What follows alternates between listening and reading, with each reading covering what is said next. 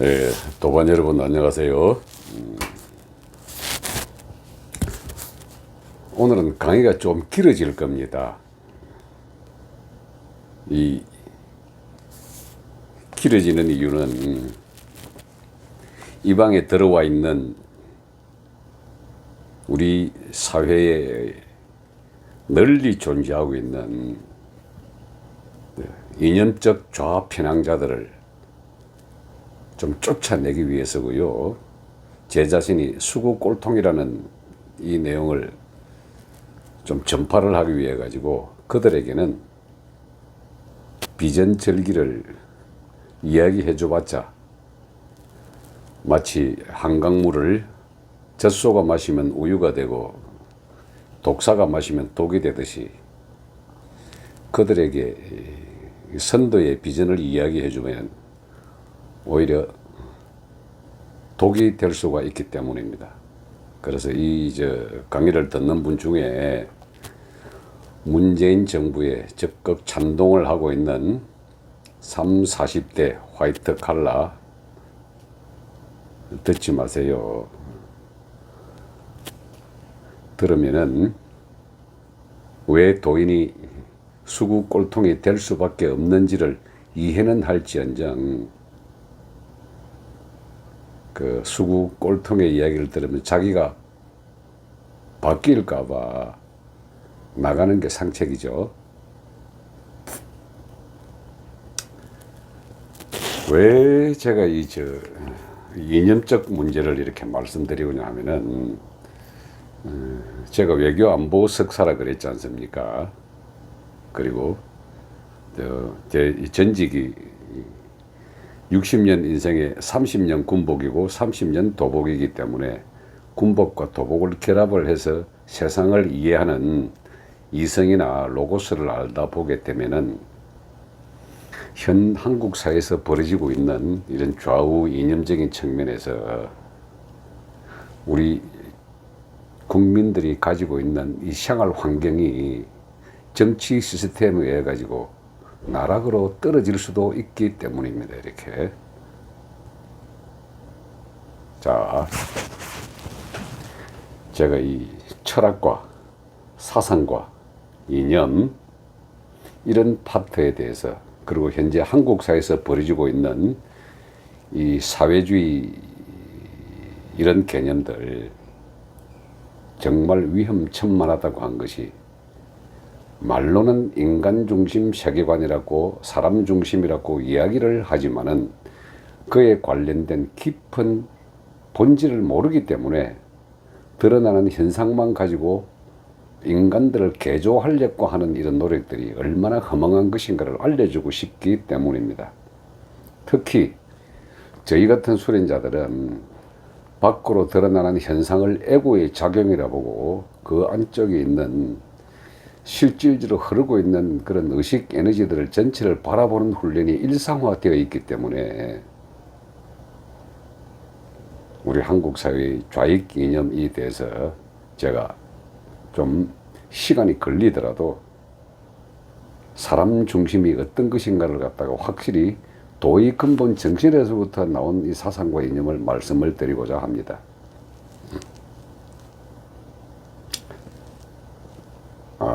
여러분 그 사회주의와 공산주의는 잘 모르시죠? 무엇이 사회주의고 무엇이 공산주의인지. 제가 막스의 자본론을 원문을 다 읽은 사람입니다. 그리고 헤겔의 변정법적 유물론도 철학 공부하면서 다 본 사람입니다.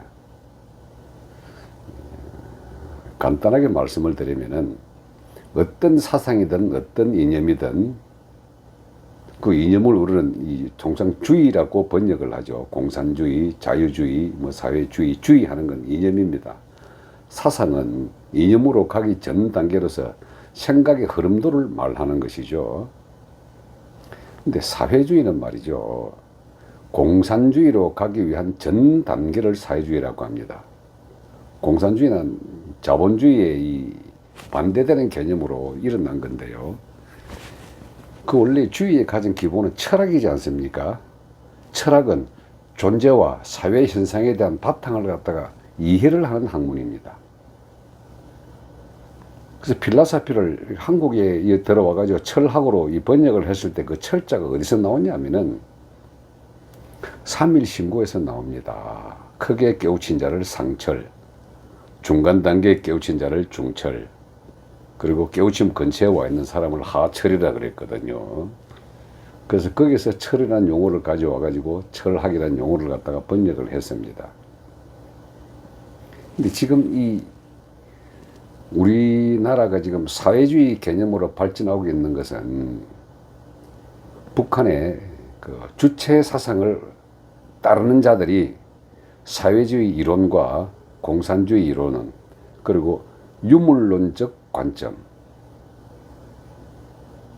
여기에 바탕을 둬가지고 자기 딴에는 열심히 공부를 한 것 같고 세상을 다 이해한 듯한 그런 개념으로 이 사회주의를 추종을 합니다. 사회주의는 간단합니다. 제도와 법률로서 인간을 개조시킨다. 그리고 그 개조된 인간이 평등하게 움직일 때 그것이 평등사회의 구현이라고 이름 붙입니다.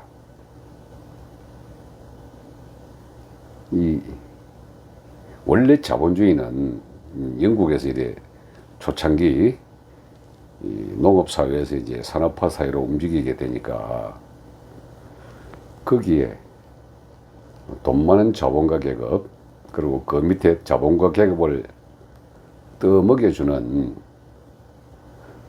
노동자 농민이 있기 때문에 다수의 노동자 농민의 소수의 자본가 계급 이걸 탈피해 가지고 노동자 농민의 사회를 만들고자 하는 게 이 공산주의 이론입니다. 옛날 이 봉건주의 시대 때요 성 안에 사는 사람을 부르주아라 그랬고 성 밖에 사는 사람을 프롤레타리아라 그랬습니다. 그 성 안에 사는 사람들은 영주를 포함해서 그 영주를 뒷받침하고 있는 귀족 계급들이죠. 그래서 뭐 그 성 안에 법률가, 의사, 그 다음에 뭐 직종, 제조기, 그다음에 뭐 각종 이제 기술자들이 성 안에 사는 사람들이었고 성 밖에 사는 사람들은 이 농업 사회였기 때문에 농사 열심히 짓고 또 그런 농사 짓는 사람들에게 옆에 같이 붙어 있는 노동자들 이런 사람의 숫자가 훨씬 많았습니다. 1대9 정도 되었잖아요. 그래서 거기에 사회가 어떤 식으로 발전을 한다라고 했을 때에 그게 이제 변정법적 유물론이라고 하는 해겔의 철학이 등장을 합니다. 어떤 사회든지 사회는 끊임없이 발전하고 역사는 이렇게 발전한다 하는 걸 갖다가 딱 가정을 하고 그 안에 한 사회가 고정이 되어 있으면 이 사회에 반대하는 다른 세력이 반드시 일어난다. 그래서 이 고정되어 있는 사회를 정이라 그러고요. 밑에서 그에 반하는 세력이 올라오는 걸 반이라 그러고 나중에는 이 둘이 합해져 가지고 결국 또 합을 이루어서 이렇게 발전한다. 이 합 자체도 다시 정이 되어 가지고 밑에서 또 반이 일어나고 또 합이 나고 그래서 정반합 이런 식으로 사회와 역사는 발전한다 하는 게 이게 해겔의 유물론이거든요. 그래서 여기서 반을 뭘로 설명했냐면은 노동자, 농민, 여기에 인간 삶에는 반드시 계층이 있다라고 이라는 계층을 구분을 해서 설명을 합니다. 노동자 계급 중에서도 귀족 노동자가 있고 중간 노동자가 있고 하층 노동자가 있고 농민도 농사 짓는 계급도 보면은 열마지기 짓는 사람, 세마지기 짓는 사람, 한마지기 짓는 노동자, 농민들에게 반드시 계급이 있다는 거죠. 이렇게. 그러면 그게 평등사회가 아니라고 가정을 한 상태에서 역사가 발전한다고 하는 게 해겔의 변정법입니다. 그리고 여기서 이제 공산주의 사상이 태동을 하거든요. 그래서 마르크스의 이 자본주의 비판하는 걸 내용을 보면은 그 노동자 농민의 비참한 그 생활들이 적나라하게 적시가 되어 있습니다. 이게 서구 자본주의에 그대로 대입을 하게 되면은요. 지금 영국에서 발전된 자본주의가 이제 유럽을 거쳐가지고 미국으로 건너갔지 않습니까? 근데 미국 자본주의는 그 계층을 이루고 있는 이 핵심이요. 그게 종교적 철학이 그대로 녹아 들어가 있습니다. 그 우리가 철학을 갖다 이야기할 때는 신학과 철학이 결합돼 가지고 같이 움직이거든요. 그 철학으로서 인간의 의식관념을 넘어선 것을 우리 신학이라고 부릅니다. 그래서 철학 공부를 해보면요, 고대 그리스 철학이가 핵심이고요, 중세 철학은 거의 없습니다. 주로 관념론으로 발전을 하는데요, 관념이라고 하는 것은 내가 보고 느끼고 생각하는 걸 다시 생각으로 되돌리는 게 관념 철학이거든요. 중세 시대는 주로 관념 철학으로 움직이면서 중세를 관통했던 모든 의식 에너지의 핵심은 신학입니다. 그래서 우리가 그걸 암흑시대라 그러잖아요. 중세 암흑시대. 나중에 이걸 다시 인간으로 돌아온다 하는 게 르네상스거든요. 다시 그리스 로마 시대로 돌아가자. 그게 르네상스 운동이 돼가지고 중세 천년의 기간은 거의 없다고 봐도 무방합니다. 다만 이때 이제 발전해왔던 이런 사상과 이념들이 지금 현재 사회를 구성하고 있는 우리의 바탕을 흐르고 있습니다. 이렇게. 자, 그때 마르크스의 공산주의 이론이 처음으로 발전을 하게 되면서 산업 자본주의에 의해서 피폐화되어 있던 유럽 사회에 열풍같이 불러일으키고 그걸 혁명으로 성공을 시킨 것이 러시아거든요. 그 러시아에 공부한 사람들, 그 스탈린이나 레닌이나 같은 이런 피의 혁명을 일으킨 사람들이 신봉하고 있던 그런 이 계급 타파 운동은 결국 계급 독재론으로 발전을 하게 됩니다. 그러면 중국의 모택동이가 말이죠, 굉장히 역사 애호가입니다. 그 친구 고등학교밖에 졸업을 안 했는데요, 밤낮이고 끼고 살았던 책이 역사책이었습니다. 그래서 중국이 어떻게 해서 이렇게 가난하게 되었는가, 왜 중국은 다른 제국주의같이 큰 나라로 발전하지 못하는 것도 열심히 탐독을 해보면은 지배 계급이 움직이고 있는 자본 딱 끌고 모은 이것들을 마찬가지로 중시의 봉건사상과 결합을 해보고 나니까 중국에 똑같이 그 적용이 되는 겁니다. 다만 중국 사회는 중시의 봉건과 같은 영주 계급이 없어가지고 프롤레타리아와 부르주아를 구분할 수가 없기 때문에 모택동만의 중국식 혁명 사상을 만들어겠죠. 그걸 모택동 사상이라고 그럽니다. 근데 이 스탈린식 이 공산주의 이론과 모택동식 동양적 이 사회주의 사상이 북한에서 그대로 공부를 하게 됩니다. 누가 공부를 하느냐? 우리가 근대사를 공부를 해보면은 일제 36년이라고 하는 이 기간이 농경민족이 있어가지고 투쟁 정신을 갖다가 불러일으키지 못하고 철저하게 순종하는 형태로 일제 36년이 지나갔습니다. 그 와중에 투쟁의 정신, 전투 정신을 가지고 있는 친구들이 만주에서 독립운동을 했다 그랬잖아요.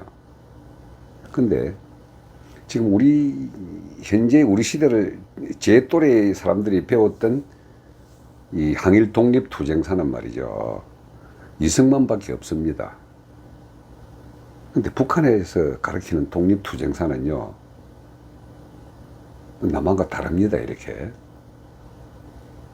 제가 블라디보스톡에 가가지고요, 거기서 고려인 마을에 가가지고 고려인 마을 이주하는 그곳에서 아들과 같이 이제 삶의 현장을 보느라고 한번 찾아가가지고 그쪽에 사는 사람들과 대화를 한번 했었는데, 그들은 한국인이라고 말하지 않습니다. 조선인이라고도 말하지 않습니다.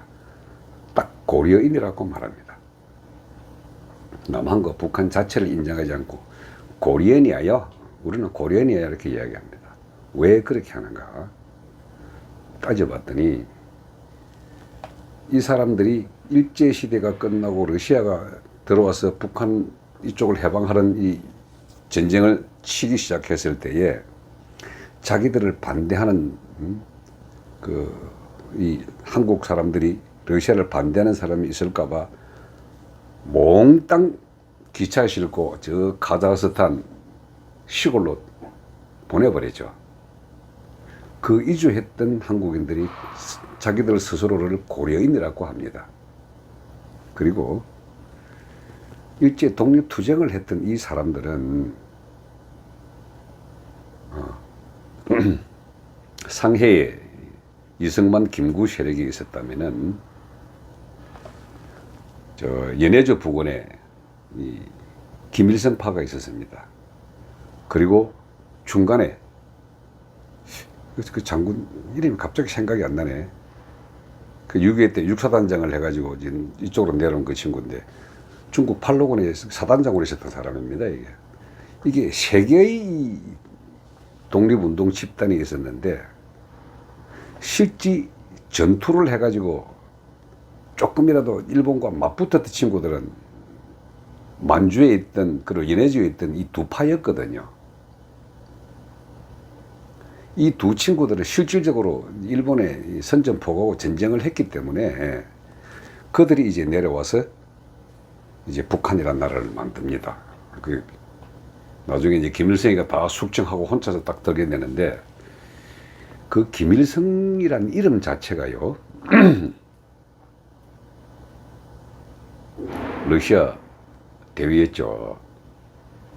이미 그때 이쪽 중간에 있던 팔로군에 속해 있던 이 친구들은 중국식 계급을 달고 있었고 이쪽에 연안 쪽에 러시아와 달고 있던 애는 러시아군의 일부로서 러시아 계급을 달았는데 다 같이 이제 중국과 합작했던 친구, 러시아와 합작했던 친구 이 둘이가 내려와 가지고 항일 무장 투쟁을 했던 이런 독립운동사가 있습니다. 이렇게. 근데 이 둘 다 말이죠. 머리에 갖고 있는 러시아식 공산주의 이론. 이쪽에 있는 중공 팔로군 쪽에 있었던 친구들은 모택동식 사회주의 이론. 이게 둘이 결합이 돼가 같이 내려온 겁니다. 이렇게.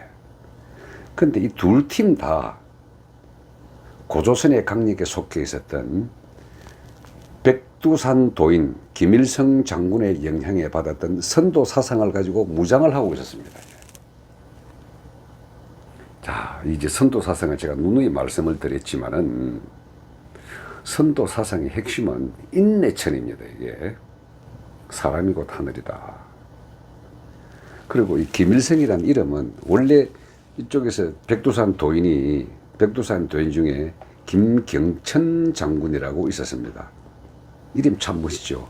공경할 경자에다가 하늘 천자. 이분이 이 호로 이제 일성이라는 이름을 써놓으니까 이제 나중에 김일성으로 바뀌는데 원래 본명은 김경천 장군입니다. 무장 독립 투쟁하는 백두산 도인이었거든요. 나중에 러시아의 대위였던 김성주라는 인물이 이 김일성이라는 이름을 차용을 해가지고 소련과 함께 북으로 오지 않습니까? 근데 그들이 갖고 있는 이 생각들은 공산주의와 사회주의를 동시에 갖고 내려옵니다. 근데 남한을 갖다가 바라보는 이 시각은 말이죠. 일본과 전쟁도 하지 않고 선전포고도 하지 않고 입으로만 나불거리고 있던 독립운동가 상해 임시정부들을 인정을 하지 않았습니다. 이렇게 우리 근대사에서 보면. 그러다 보니까 남한은 그 당시 실정도 그랬지만은 남한을 군정을 하고 있었던 미하지 중장이 이제 이승만을 세우거든요. 군정 담당했던 이 하지란 친구가 남한을 몰라도 너무 몰랐습니다. 그때 남한과 북한 공이 인민위원회가 있었거든요. 그 남조선 인민위원회는 이제 박헌영이가 주로 하고 있었고 북조선 인민위원회는 이제 김일성이가 했었는데 이 인민위원회란 것이 결국 행정 조직이었습니다. 이렇게.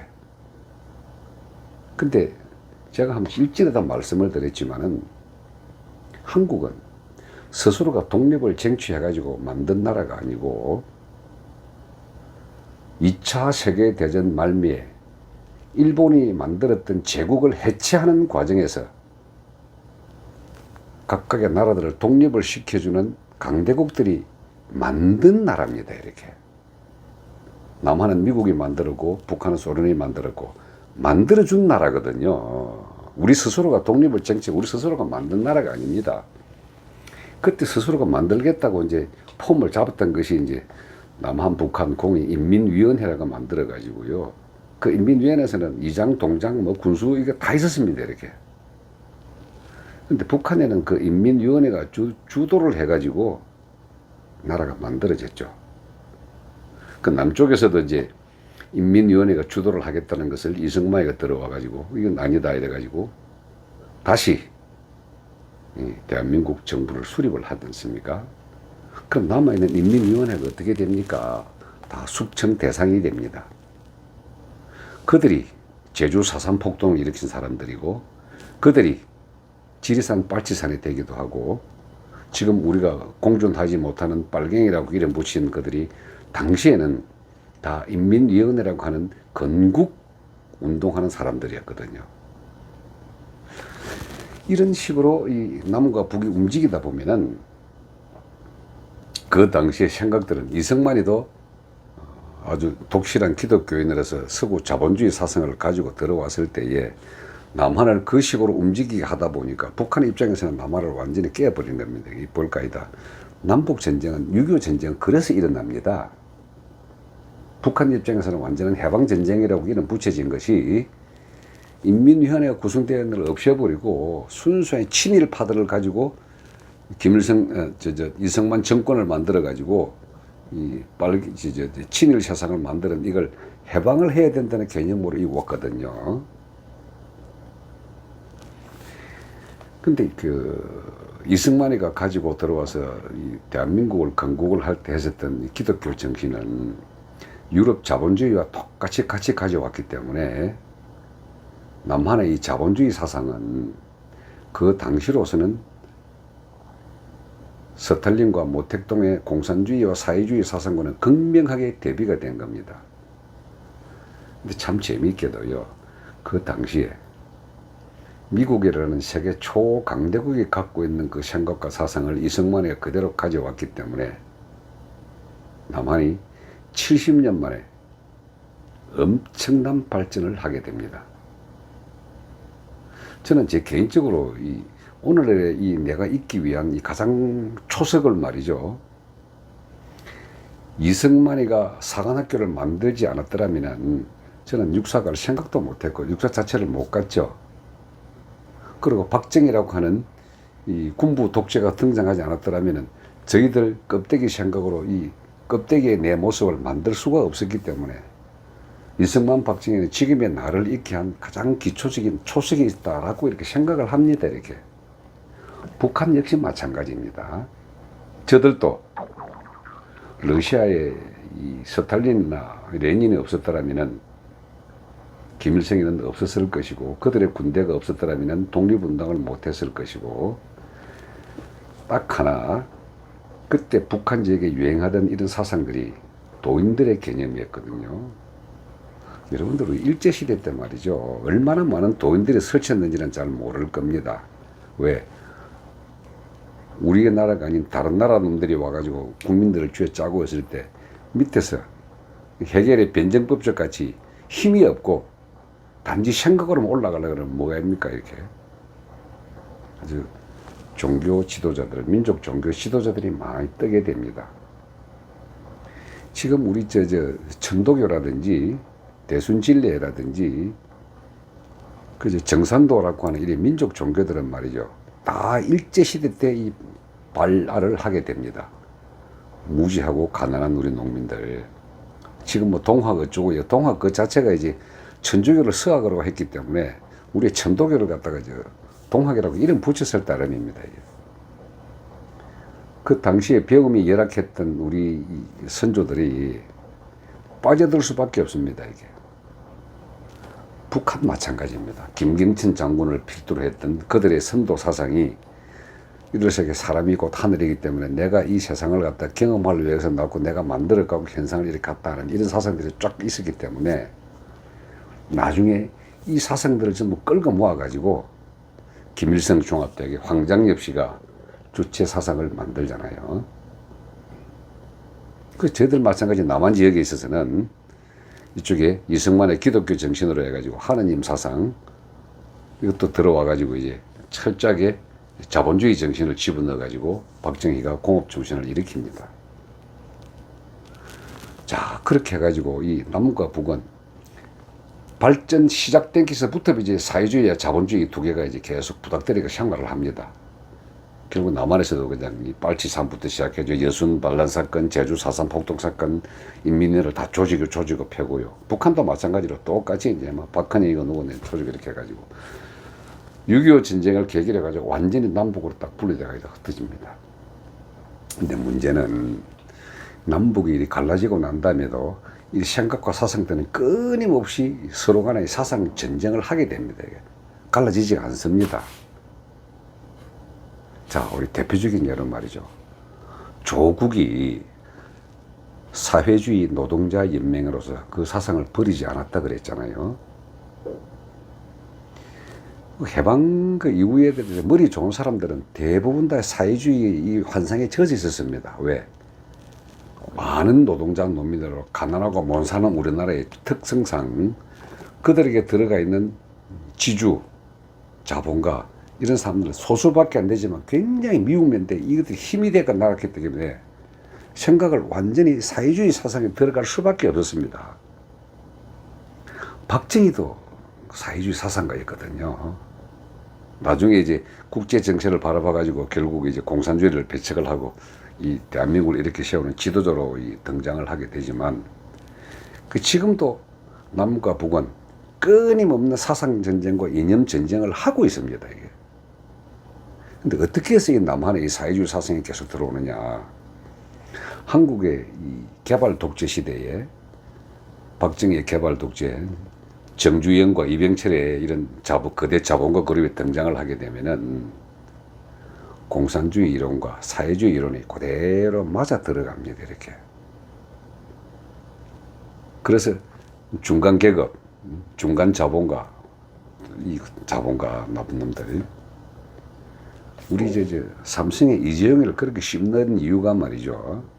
뭐 박근혜 시대 때 뇌물 주고 이게 아닙니다. 이게 그들의 가장 기본적인 생각은 사회주의와 공산주의 이념의 자본가 계급 있는 놈 이걸 갖다가 잡아쳐내자 하는 가장 기본적인 생각이 딱 틀을 잡고 있기 때문입니다. 그리고 주체 사상이 말이죠. 이 80년 초반에 이 전두환이가 정권을 잡고 난 다음에 광주 사태로부터 시작을 했기 때문에 저는 광주 사태라 그럽니다. 왜? 그 당시에 제가 광주 상무대 지역에 교육을 받고 있는 학생이었으니까요. 저는 그 사태임을 확실합니다. 그 광주 사태 때요. 5월 27, 8, 9 진압하던 그 시기에 그 시가지 전투의 그 참상을 직접 봤거든요. 이거는 나중에 뭐 제가 기회가 되면 한번 근대 역사에 있어서 제가 살아왔던 이 과정이 하나의 역사이기 때문에 말씀을 드리겠지만은 그 광주 사태가 끝나고 난 다음에 우리나라 사회에 이 광주 사태를 이용을 해가지고 남한 정부를 엎을 수 있는 그 기회를 완전히 박탈당했다고 하는 김일성이가 땅을 치고 후회를 합니다. 그리고 그 당시에 그렇게 무자비하게 억압을 해가지고 했던 이 국민적 분노를 이 땅에 사회주의가 등장하게 되는 씨앗으로 삼습니다. 어떤 씨앗으로? 그 난파 간첩. 아주 뛰어난, 머리가 뛰어난 이런 이론가 혁명가 몇 사람을 파견시킵니다. 우리는 통상 간첩 이선실 사건이라고 이야기를 합니다. 그 이선실에 아주 적게가 간첩이 있었깁니다. 뭐 통역당 사건입니다. 그게 제가 한때 강의를 했던 지금의 가천대학, 옛날엔 경원대학입니다.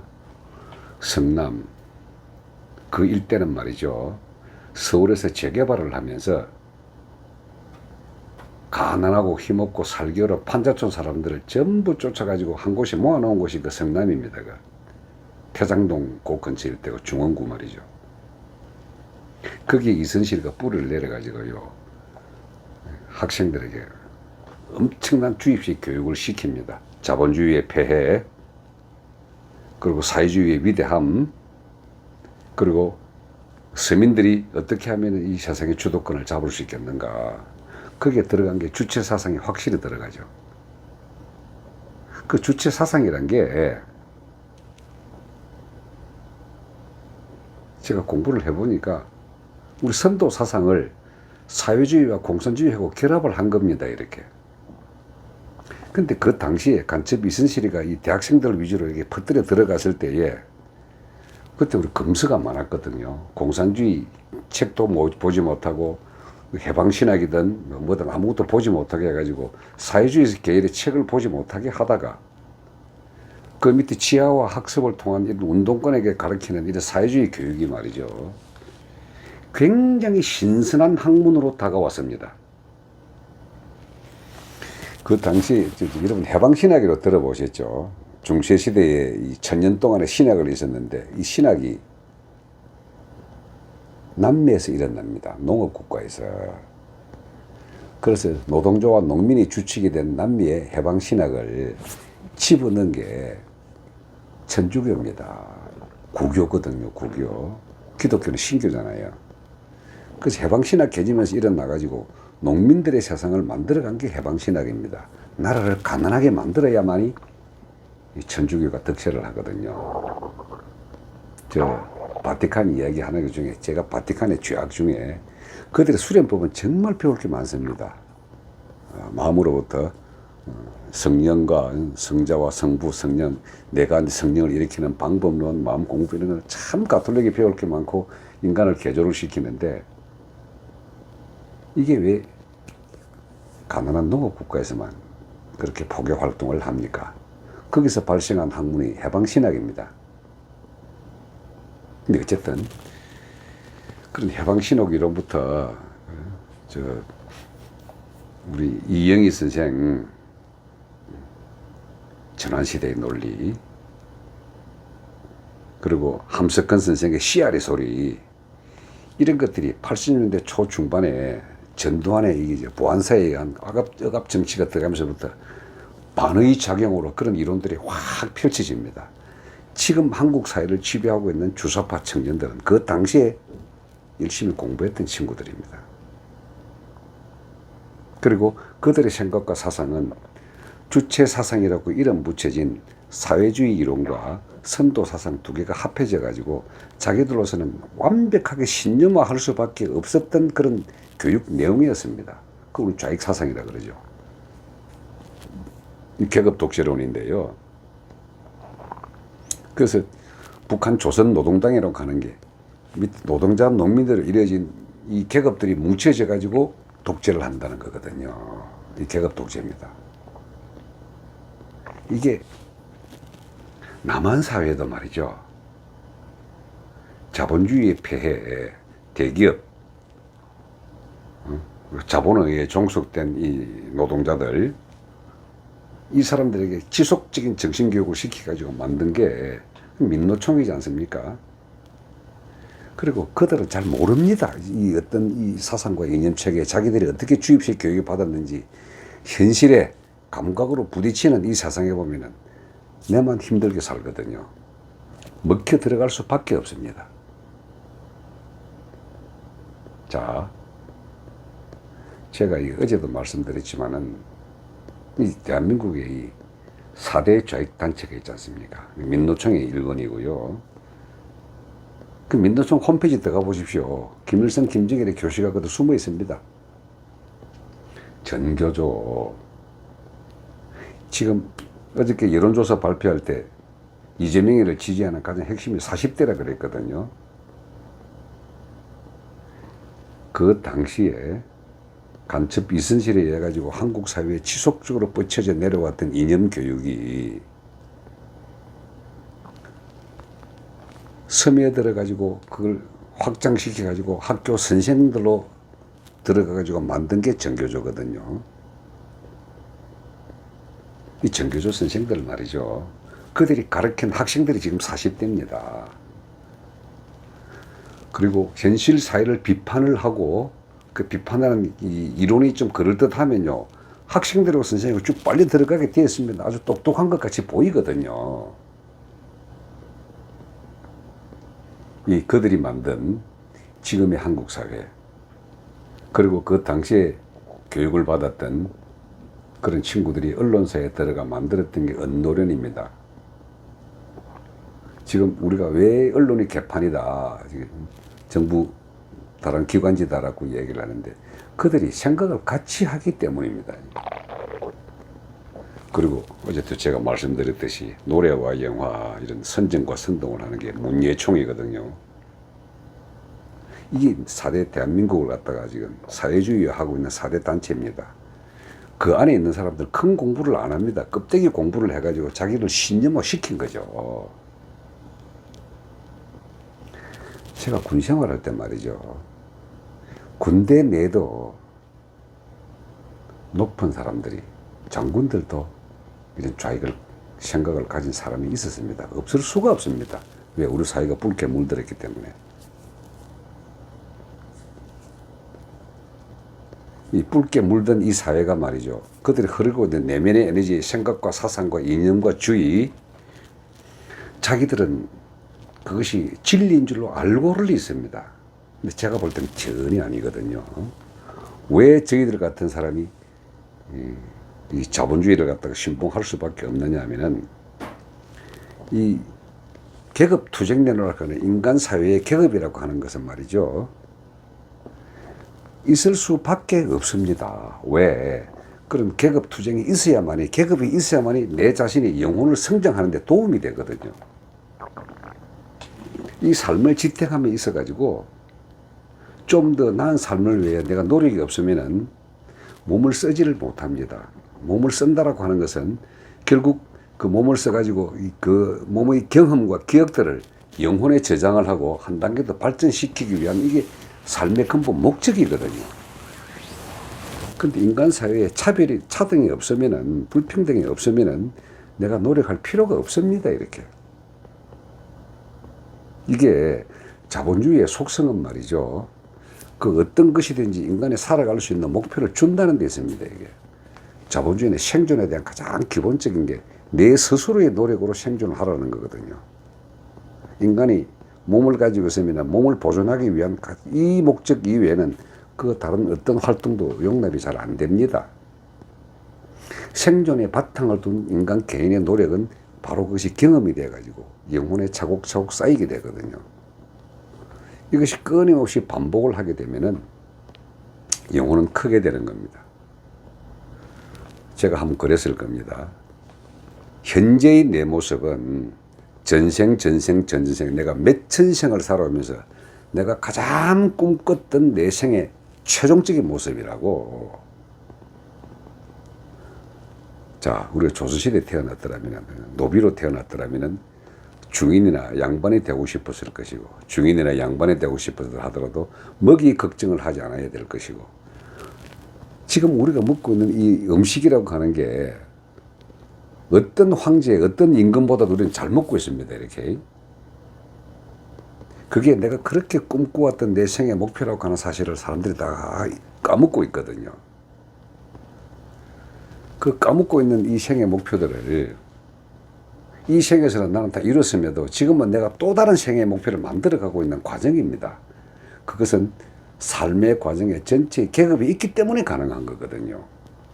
그 삶의 계급을 만들어내는 인간이 창조해낸 이 주의와 이념이 자본주의라는 겁니다. 평등사회 결코 오지 않습니다. 사회주의가 얘기하는 건 평등이거든요. 빵 쪼가리는 작더라도 나눠 먹자 하는 게 사회주의고요. 큰 빵을 같이 많이 나눠 먹자 하는 게 공산주의잖아요. 그 작은 빵을 나눠 먹자 하는 이 사회주의의 평등은 결코 이루어질 수 없는 망상입니다. 그리고 이 사회주의와 공산주의 이 망상을 아직도 붙잡고 있는 것이 전 세계 공산주의 연맹 코민테른이 아직 살아 있습니다. 러시아가 망가졌다고 해가지고 그 조직 자체가 없어진 건 아닙니다. 이게. 코민테른 왜 살아있느냐? 지난번에 중국에서 세계 대회를 했잖아요. 종주국이 사라지니까 중국이 종주국이 돼가지고 거기에 참석했던 한국 대표가 추미애 아닙니까? 그리고 거기서 그 코민테른에서 연설을 한 것이 촛불혁명이 완성되었다고 자랑스럽게 선언을 했거든요. 이 우리 사회를 현재의 정치 권력을 쥐고 있는 이 사람들은 벌겋게 물든 사람들입니다. 사회주의와 공산주의 주체사상 여기에 대해서 완전하게 자본주의의 폐해를 갖고 있습니다. 이들이 이 사회를 가난하게 만들고자 하는 게 목표입니다. 왜? 그래야 오래 가니까.